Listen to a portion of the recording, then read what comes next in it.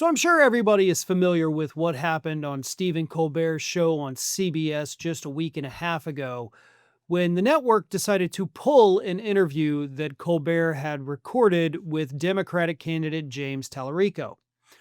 Well, it turns out this wasn't exactly a one-time event, and it could be an indication of what's going to happen to networks all across the country if Donald Trump's FCC has its way. The New York Times uncovered a memo, an internal memo from the FCC from last month.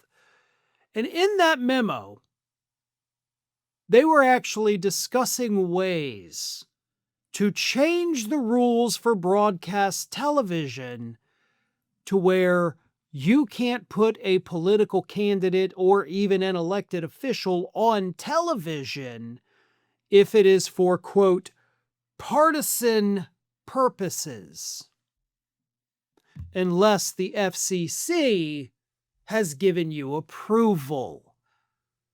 In other words, Brendan Carr, Donald Trump's chair of the FCC, wants every network to ask his permission before they interview a politician. If he says yes, there you go. You can have that politician on your show.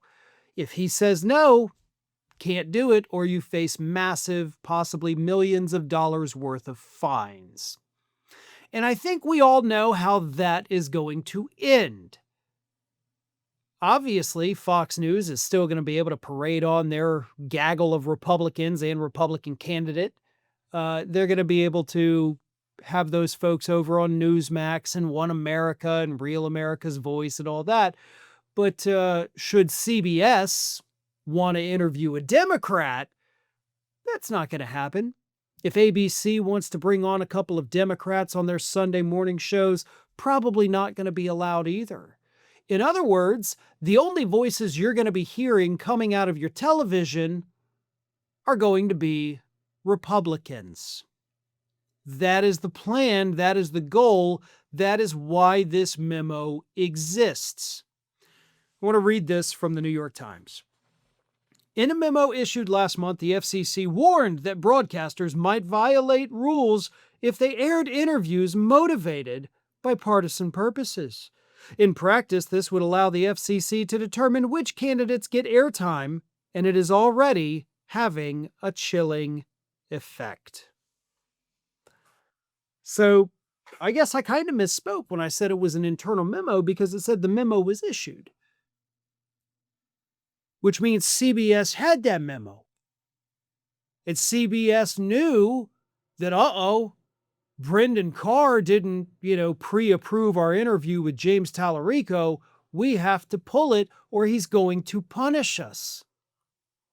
Now, obviously, this is a massive violation of the freedom of the press.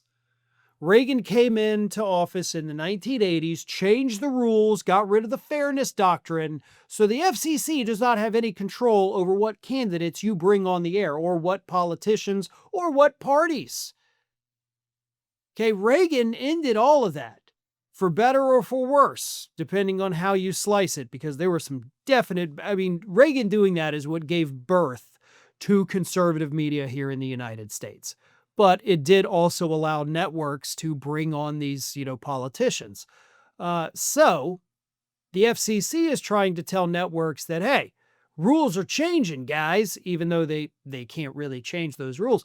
So even if just the threat exists, not the actual real punishment that could follow, just the threat itself was enough to cause CBS to say, well, we're not going to risk it. So what else are they not risking? What's happening inside of these networks right now? What we need right now is whistleblowers. What we need right now are leakers, people that work at CBS or ABC or NBC or any of the networks. Now's your time. You need to make the memos that you are getting. You need to record the meetings that you are attending. We need to know what changes these networks are making in order to bow down to Donald Trump and his FCC. That's up to you guys. We can't do that. We don't have access to these things. So I'm calling on the people working for these networks. You can do it anonymously. Hell, leak it to Ken Klippenstein. That's probably one of your best avenues anyway.